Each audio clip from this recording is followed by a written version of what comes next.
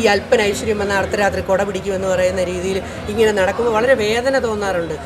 പക്ഷേ ജിൻഡോ വിജയിക്കാൻ സാധ്യത എന്ന് എനിക്ക് തോന്നുന്നത് ജാസ്മിനാണ് വിജയിക്കാൻ സാധ്യത.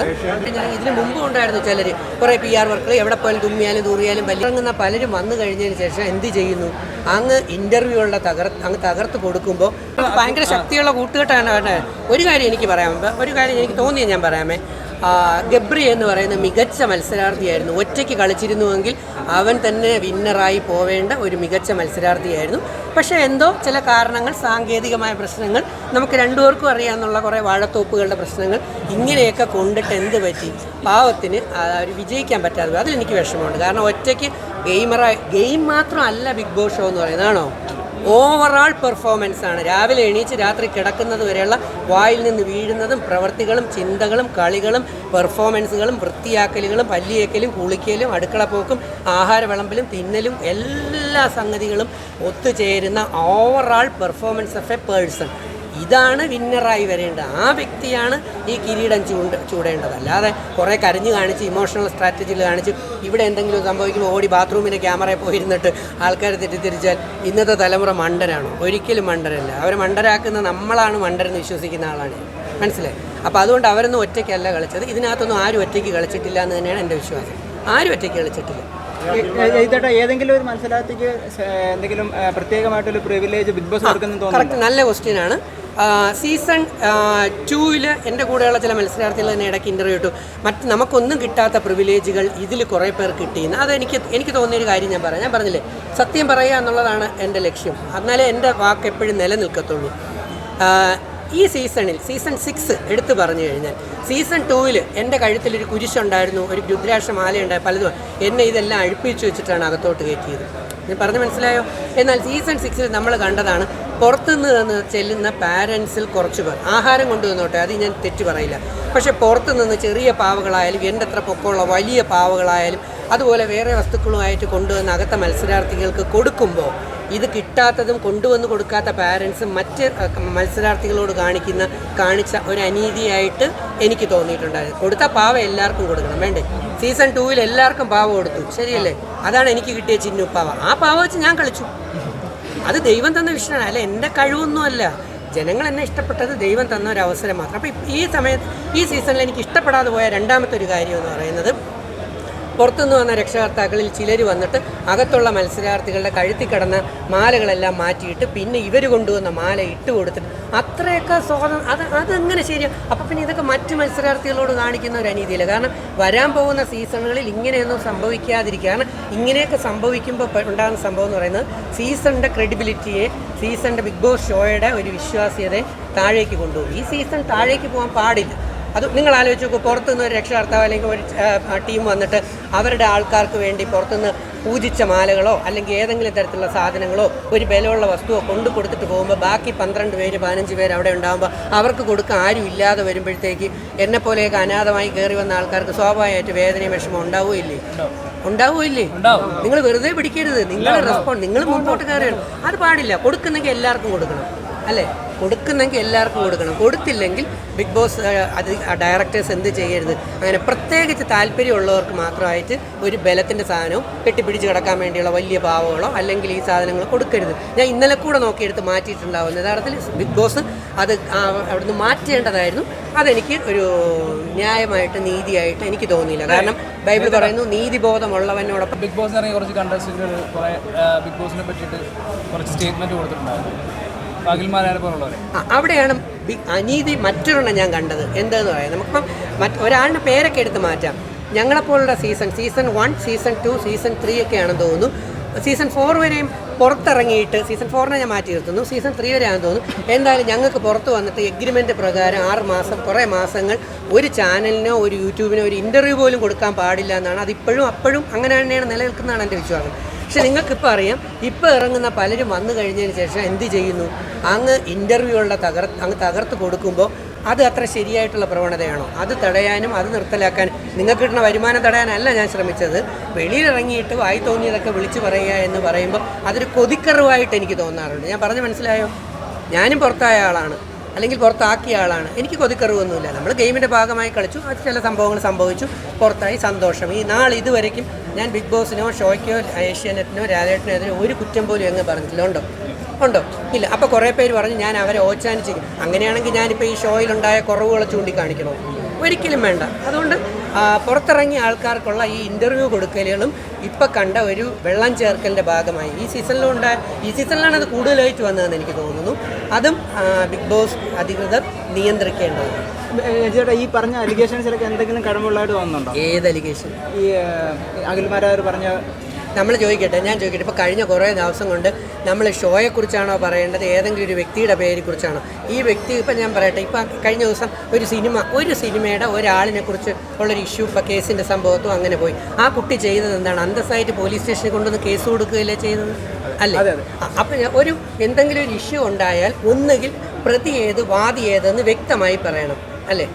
വാദി ഒരു പെൺകുട്ടിയാണ്, അത് പീഡനത്തിന് വിധേയമായ കുട്ടിയാണെങ്കിൽ അത് ഇരയായി, അതിനെക്കുറിച്ച് പറയാനേ പാടില്ല, ആ കുട്ടിയുടെ പേര് പറയരുത്, അത് നിയമവിരുദ്ധമാണ്, തെറ്റാണ്.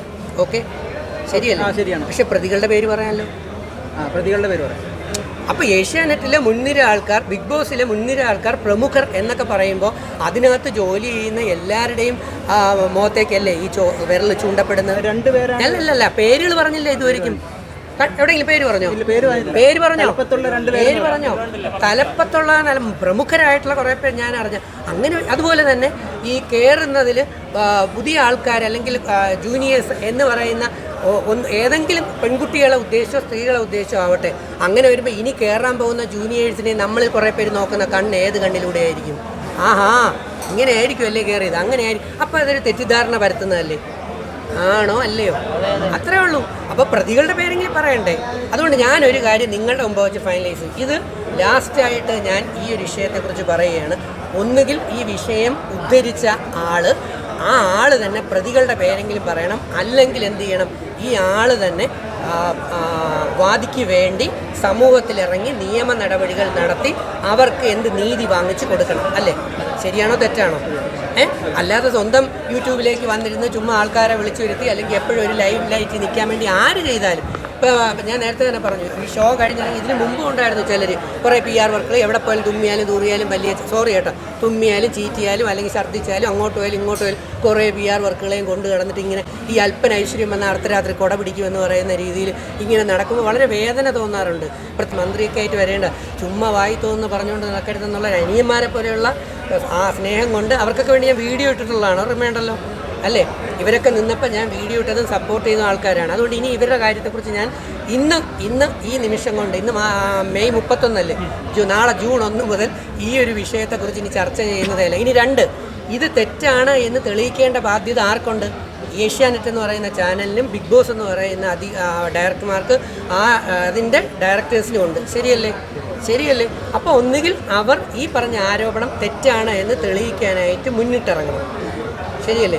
അവരും അനങ്ങുന്നില്ല എങ്കിൽ, അല്ലെങ്കിൽ ഈ പറഞ്ഞ ആക്ഷേപം ഉന്നയിച്ച ആൾ ഇത് ശരിയാണ് എന്ന് തെളിയിക്കാനായിട്ട് ഇതൊന്നും ചെയ്തില്ലെങ്കിൽ നമ്മൾ തമ്മിൽ ചുമ്മാ എന്നും ഇതേ വിഷയം പറഞ്ഞിട്ട് ആർക്കൊക്കെയോ വേണ്ടി വാലാട്ടിപ്പട്ടികളെ പോലെയല്ലേ നമ്മളൊക്കെ നടക്കുന്നത്, അല്ലേ? ആർക്കൊക്കെയോ വേണ്ടി ചുമ്മാ ഒരു ബീറ്റിംഗ് അറൗണ്ട് ദി ബുഷ് എന്ന് പറയുന്നതൊക്കെ ചുമ്മാ കാടടിച്ച് പഴഞ്ഞു. ഇനി ഇവരെ പോലെയുള്ള കുറേ പേരുടെ മറ്റേ പെയ്ഡായിട്ടുള്ള ചൊറിയന്മാക്കറി തവളകളുണ്ടല്ലോ, ചൊറിയന്മാക്രികൾ നേരെ യൂട്യൂബിൻ്റെ അടി വരിക, എന്നെ പോലെയുള്ള അല്ലെങ്കിൽ ആരെങ്കിലും എതിർത്ത് കഴിഞ്ഞാൽ ഉടനെ ആക്രമിക്കുക, വായി തോന്നി പറയുക, വീട്ടിൽ ഇരിക്കുന്നവരെ പറയുക, തോന്നിയത് പറയുക. എനിക്ക് വിഷമമില്ല. കാരണം എന്ന് പറഞ്ഞു കഴിഞ്ഞാൽ ഞാൻ എൻ്റെ എത്തിയുമാണ്, ഞാൻ എൻ്റെ അനാഥനാണ്, ഞാൻ സത്യത്തിൻ്റെയും ധർമ്മത്തിൻ്റെയും ആരും ഇല്ലാത്ത ആൾക്കാരുടെ കൂടെ നിൽക്കുകയാണ്. ഞാൻ സിനിമ ചെയ്യുന്ന പോലും ചാരിറ്റിക്ക് വേണ്ടിയാണ്. എൻ്റെ ജീവിതം തന്നെ വൃദ്ധസദനങ്ങൾക്ക് വേണ്ടിയും ക്യാൻസർ ആൻഡ് ഡയാലിസിസ് നടത്തുന്ന കുട്ടികൾക്ക് വേണ്ടിയാണ്. എന്നെ പേടിപ്പിക്കാൻ ഒന്നുമില്ല. ഞാൻ ഇന്ന് പോണ വഴിക്ക് പോയാൽ പോട്ടെന്നോ എന്നെ ഓർത്ത് ആരും കരയാനോ ദുഃഖിക്കാനോ ഒന്നുമില്ല. പിന്നെ എനിക്ക് സിനിമ ചെയ്യാൻ പറ്റിയില്ല എന്നുണ്ടെങ്കിൽ ഞാൻ സംവിധാനം ചെയ്യും, ഞാൻ ഡയറക്ഷൻ പഠിക്കുന്നു. അതും പറ്റിയില്ലെങ്കിൽ ഞാൻ പ്രൊഡക്ഷൻ ഹൗസ് തുടങ്ങും. ഇതും പറ്റില്ല എൻ്റെ വീടും പരിപാടിയും വിറ്റിട്ട് ഞാൻ ചാരിറ്റി നടത്തും. ഇല്ലെങ്കിൽ ഞാൻ ഓട്ടോറിക്ഷ ഓടിച്ച് അന്തസ്സായിട്ട് ചാരിറ്റി നടത്തും, ഇല്ലെങ്കിൽ തട്ടുകൾ നടത്തി ചാരിറ്റി നടത്തും. കാരണം ഒറ്റയ്ക്ക് ജീവിച്ച് വളർന്നിട്ടുള്ളതാണ്. എനിക്ക് ഒരുപാട് പേരുദോഷങ്ങൾ കിട്ടിയിട്ടുണ്ട്. പക്ഷേ ചുമ്മാ അലിഗേഷൻ, അതുകൊണ്ടാണ് ഞാൻ പറഞ്ഞത്, ചുമ്മാ കരിവോരി തേച്ച് ഓരോ ആമ്പിള്ളേരുടെയും പെമ്പിള്ളേരുടെയും പേരിൽ ഇല്ലാതാക്കരുത്. ഓരോ സ്ഥാനങ്ങളിൽ ഇരിക്കുന്നവർക്ക് ഉള്ളത് കൃത്യമായി പറയുക. അത് തെളിയിക്കാൻ ബാധ്യത ഉണ്ടെങ്കിൽ അത് പറയാവും. അല്ലാതെ കാലടിച്ച് വെടിവെച്ച് പോകരുത്. സിനിമയ്ക്ക് വേണ്ടി ഞാൻ നടക്കുന്നു. അപ്പോൾ കുറേ പേര് പറഞ്ഞു ഇദ്ദേഹം ചെയ്യാൻ പോകുന്ന സിനിമയിൽ ചാൻസ് തരുമെന്ന് വിചാരിച്ചിട്ടല്ലേ ചേട്ടൻ ഇദ്ദേഹത്തിന് എതിർത്തൊന്നും പറയാനും. അന്ന് ഞാൻ പറഞ്ഞ ചിലർക്കറിയാം, ഞാൻ പറഞ്ഞത് ഞാൻ എന്തായാലും പഠിച്ചിട്ട് പറയാം. ഇപ്പോൾ ലാലേട്ടൻ എന്നെ വിളിച്ചപ്പോൾ ഞാൻ ചോദിച്ചു, ലാലേട്ടൻ ചേട്ടൻ്റെ സിനിമയിൽ എനിക്ക് എൻ്റെ അടുത്ത 2 പടത്തിൽ നമുക്ക് ചെയ്യാം, നന്നായി ചെയ്യുമെങ്കിൽ കൂടുതൽ ചെയ്യാമെന്ന് പറഞ്ഞു. അതെനിക്ക് ഇന്ന് വരെ കിട്ടിയിട്ടില്ല. എനിക്ക് ഒരു വിരോധമില്ല കേട്ടോ, ലാലേട്ടനും മമ്മൂക്കയും മുൻനിര നടക്കെ എൻ്റെ ഹൃദയത്തിലുള്ള വലിയ മഹത് വ്യക്തികളാണ്. അതെനിക്ക് കിട്ടിയിട്ടില്ല. പിന്നെയാണോ ബാക്കിയുള്ളത് കിട്ടിയില്ലെങ്കിൽ സിനിമയൊന്നുമല്ല ആത്യന്തികമെന്ന് ഞാൻ വിചാരിക്കുന്ന സർവേശ്വരൻ്റെ അടുത്ത് സന്തോഷത്തോടെ എത്തുക, ഏറ്റവും നല്ല മരണം ലാസ്റ്റിൽ കിട്ടുക എന്നുള്ളതാണ്. ഒരുപാട് ജനങ്ങളുടെ ഹൃദയത്തിൽ ജീവിക്കുക എന്നുള്ളതാണ്. അതുകൊണ്ട് ഈ സൂത്രങ്ങൾ പറയുന്ന ആൾക്കാരുടെ പുറകെ ഞാൻ നടക്കില്ല. പിന്നെ സോഷ്യൽ മീഡിയയിൽ കുറേ പൈസ ഉണ്ടാക്കാൻ കുറച്ച് പേർക്ക് വേണ്ടി ചാഞ്ഞു നിന്ന് വർത്തമാനം പറയാനോ തെറ്റിദ്ധരിപ്പിക്കാനോ എന്നെ കിട്ടത്തുള്ളൂ. ഈ സീസൺ 6 ടോപ്പ് 5 ജയിക്കാനുള്ള അഭിപ്രായത്തിൽ ആരൊക്കെ വരും? ടോപ്പ് വിജയിക്കണം എന്ന് ഞാൻ ആഗ്രഹിക്കുന്ന ആൾ ജിൻഡോയാണ്. പക്ഷേ ജിൻഡോ വിജയിക്കില്ല. വിജയിക്കാൻ സാധ്യത എന്ന് എനിക്ക് തോന്നുന്നത് ജാസ്മിനാണ് വിജയിക്കാൻ സാധ്യത. അല്ല, ഏഷ്യാനെറ്റ് നിശ്ചയിക്കുന്നതല്ല. ഞാൻ അതുകൂടെ ഒന്ന് ക്ലിയർ ആക്കി തരാം.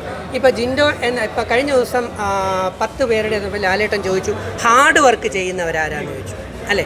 ഹാർഡ് വർക്ക് ചെയ്തവരുടെ നോക്കിയപ്പോൾ 10ൽ 7 പേരും വോട്ട് ചെയ്തത് ജിൻഡോ ബ്രോയ്ക്ക് വേണ്ടിയാണ്, അല്ലേ? ജിൻഡോ എൻ്റെ സ്റ്റുഡൻ്റ് ആണെന്ന് ഞാൻ എവിടെയൊക്കെ പറയുകയും ചെയ്തിട്ടുണ്ട്. ഞങ്ങൾ ഒരുമിച്ചൊരു സിനിമ ചെയ്തിട്ടുണ്ട്, സ്വപ്നസുന്ദരി വരാനുണ്ട്. അപ്പോൾ ജിൻഡോ ആണ് ഹാർഡ് വർക്കറായിട്ട് ചെയ്തിട്ടുള്ളത്, ആണല്ലോ. പക്ഷേ എൻ്റെ ചോദ്യം ഇതാണ്, ഏകദേശം 50 ദിവസം 60 ദിവസത്തോളം വാഴത്തോട്ടത്തിലെ കലാപരിപാടിയിൽ നാളെ എന്താകുമെന്ന് അറിയാൻ വേണ്ടി ആകാംക്ഷയോടുകൂടി കയറി ഇതിൻ്റെ റേറ്റിങ്ങും വരുമാനവും എല്ലാം നമ്മളിൽ പലരും കൂട്ടിയെങ്കിൽ ആ വാഴത്തോട്ടത്തിലേക്ക് നമ്മളെ കൊണ്ടെത്തിച്ചവരാരായിരുന്നു? അത് വേറെ കുറേ പേരല്ലേ? കുറേ പേരല്ലേ? അപ്പോൾ സാമ്പത്തികം കൂട്ടാൻ വേണ്ടി അല്ലാതെ ആദ്യത്തെ 50 ദിവസം 60 ദിവസമൊക്കെ ജിൻഡോ എന്ത് ചെയ്യുന്നു എന്ന് നോക്കാൻ വേണ്ടി നിങ്ങളാരെങ്കിലും കയറിയിട്ടുണ്ടോ? വളരെ കുറച്ച് പേരെ ഉണ്ടാവും. ഞാൻ കയറിയിട്ടുണ്ടായിരുന്നു.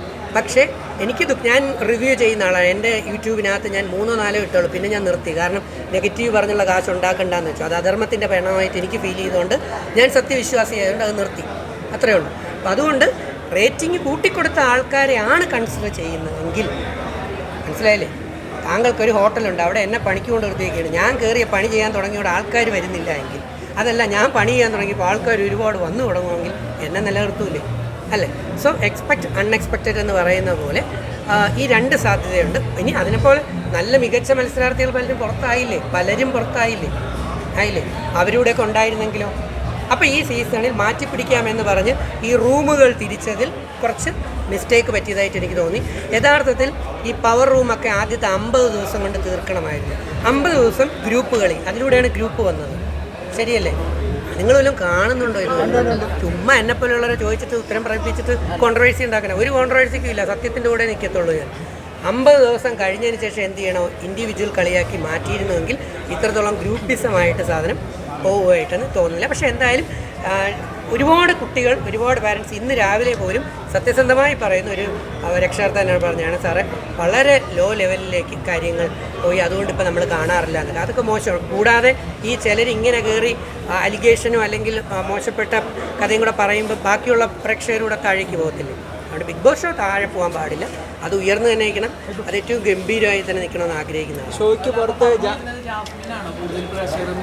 അല്ലല്ല, അതെനിക്കറിയില്ല. ഞാൻ സർവേ നടത്തുന്ന ആളല്ല. ആർക്കാണ് ഏറ്റവും കൂടുതൽ പ്രേക്ഷകർ എന്നുള്ളത് കണ്ടുപിടിക്കേണ്ടത് നിങ്ങളുടെ ജോലി. ജാസ്മിന് പൊതുവെ നെഗറ്റീവ് ഇമ്പാക്റ്റ് അല്ല? ഇല്ലില്ല, അതിനെക്കുറിച്ചും എനിക്കറിയത്തില്ല. അതെല്ലാം നിങ്ങൾ കണ്ടുപിടിക്കേണ്ട കാര്യങ്ങളാണ്. ഞാൻ അങ്ങനെ ആർക്ക് ഏറ്റവും കൂടുതൽ വോട്ടുണ്ടെന്ന് നോക്കി നടക്കുന്ന ആളല്ല. ഞാൻ ഈ വീഡിയോ കാണുന്നു, എന്നിട്ട് എൻ്റേതായ രീതിയിലുള്ള ജസ്റ്റിഫിക്കേഷൻ കുറേ അന്വേഷണം കൂടെ നടത്തിയിട്ട് ഞാൻ പറയുന്നു. കാരണം സമൂഹത്തിലെ വാക്കുകളാണ് എനിക്ക് ഏറെ കൂടുതൽ ഇഷ്ടം.